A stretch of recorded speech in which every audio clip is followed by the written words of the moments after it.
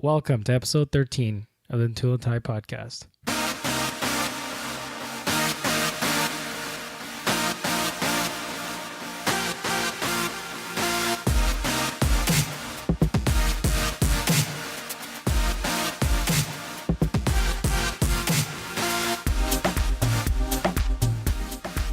What's up, everybody? Welcome again to episode 13 of the Tool and Tie podcast. Today again, I am joined by my co-host, Poonam. Hi, guys. And just like always, I'm going to say it again. We have an awesome episode. And this episode is actually a question that came in from Ralph from Seattle. And we're going to address that question in just a second. And the other thing Ralph told me was he really likes the theme music for some reason. He said it's really catchy and cool. So in today's episode, at the end of this, I'm actually going to play the full song for you, Ralph. This is dedicated to you. Okay, so in today's episode, what we're going to do is we're going to answer Ralph's question. And Ralph's question was around some tips when you're actually going on vacation. So essentially, he's planning a vacation trip, and he's saying, what are things that I need to worry about with my house while I'm on vacation? And that's actually a great question. It's something a lot of people don't think about. And I've actually got some stories that I'll talk about where if the homeowner had actually followed a few, I'd say, important tips, they could have saved a lot of money and a lot of headache. So we're going to get into that. So there are a couple of tips that Poonam and I are going to share with you today. Now, the tips that I'm going to get into are more in tune with if you're going to go away for more than a week. It's really, that you want to go through the trouble then of going through some of these tips. But I mean, if you're going to go through, away for a couple of days, there's no reason why you couldn't do it as well. So here are a couple of tips that we're going to share with you when you're going away. The first one is, and this is a really important one, a lot of people don't think about this, is if you're going to go away for a while, you may want to consider turning your main water valve off. And the reason why I say that is if you're actually at home and something bursts, like a pipe burst or something happens, you can run downstairs and go and turn off the water valve. If you're away, there's really nothing you can do about it other than come back to a disaster. Now, I actually had a work colleague of mine who went away on vacation. He went away for a couple of days to a resort and came back, and he actually had a burst pipe in one of his bathrooms. Not sure what caused it, not sure what happened. Long story short, it was in the tens and thousands of dollars of damage because he had to replace his entire main floor in terms of the flooring. He had to obviously replace, there was mold that was generated everywhere. So a lot of damage. The basement was also kind of ruined as well. So if he had actually taken the time to turn off the main water valve, he probably could have avoided this. And unfortunately, a lot of these issues happen when you least expect it. So this is one of those, I'm going to call it a freak accident, but it happens enough because I've kind of read about it online that it's definitely worth considering for you to do. The other thing that you want to be cautious about is if you actually have damage, water damage, and you do go through your insurance company, which you're going to have to because I don't think you want to fork over that money, they actually would most likely increase your premiums and at the same time limit in future the water damage that you, any type of water damage. So let's say you have $50,000 in water damage.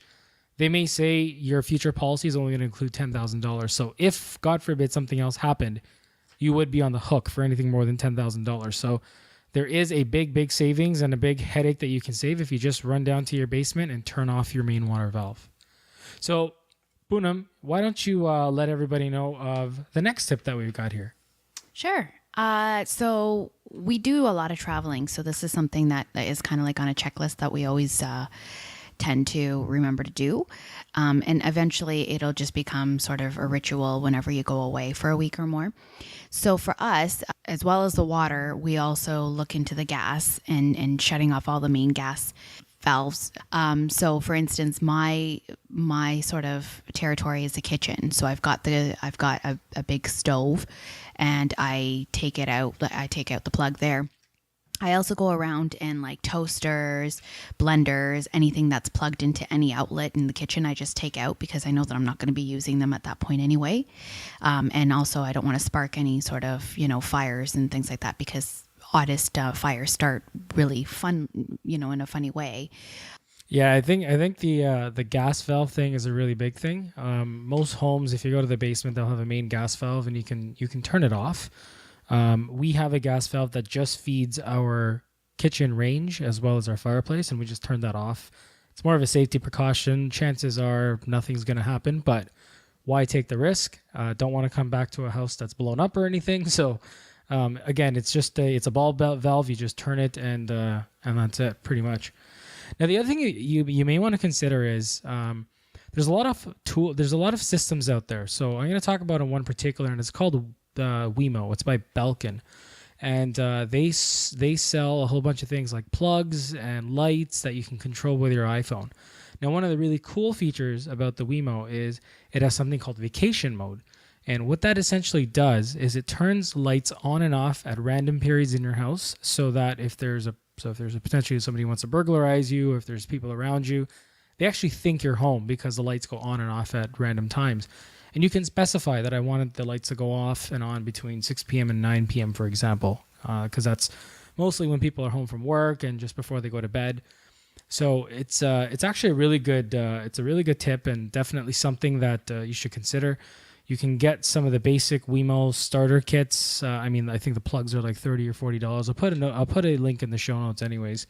And the light bulbs are fairly cheap as well. I've got a couple of them in the house, and they've definitely been working out very, very well.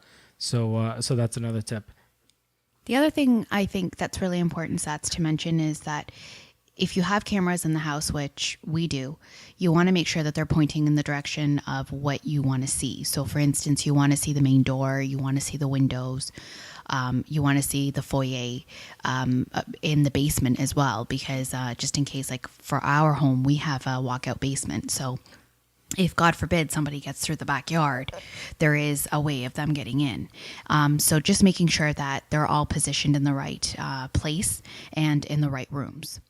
Yeah, no, that's definitely a great tip as well. And D-Link, we have some D-Link cameras around the house, some with night vision, some not with night vision. And typically, like, we also have a dog in the house. So when we leave for a couple hours and if we're going to go to a restaurant where the dog's not allowed, we'll point all the cameras on my dog just to make sure he's doing well.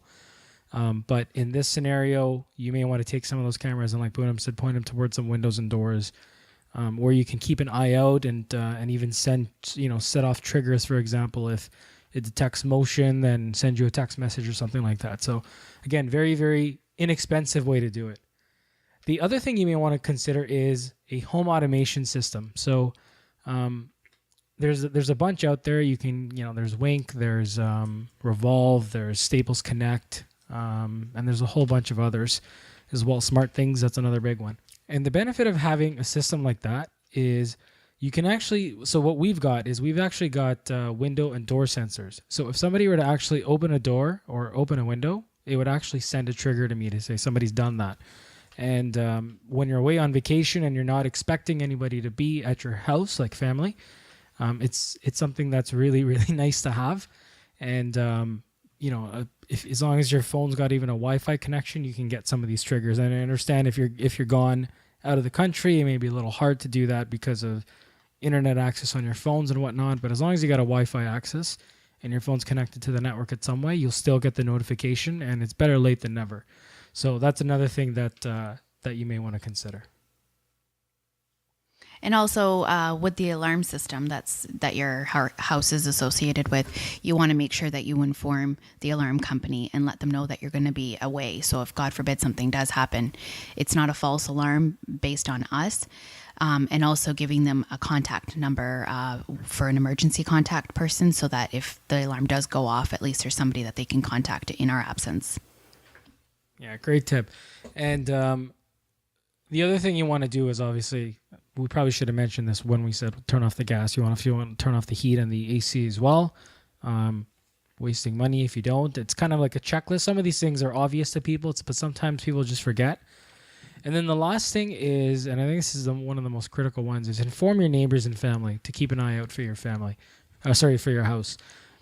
There's actually a video online, and I think it's called a 10-second garage break-in.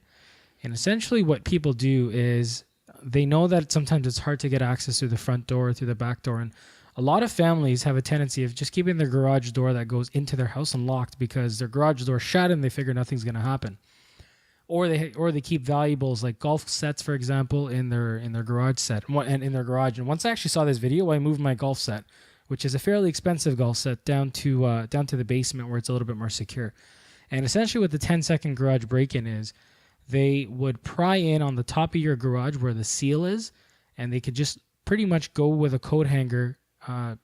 They can deactivate the so if your garage is connected by a motor, they can actually deactivate the garage door from the motor within 10 seconds using it's like a hanger.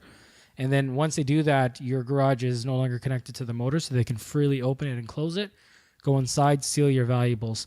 So that 10-second break-in also shows you a tip, just using something like a twist tie so that they cannot break in. So I'd highly recommend that as well. But having somebody come and periodically check your property to make sure that things are okay. If you trust your neighbor and you want to give him or her a key, that's one thing. If not, just a visual look from the outside, or if you've got family that you can come, that can come and visit the property, that's also another option as well.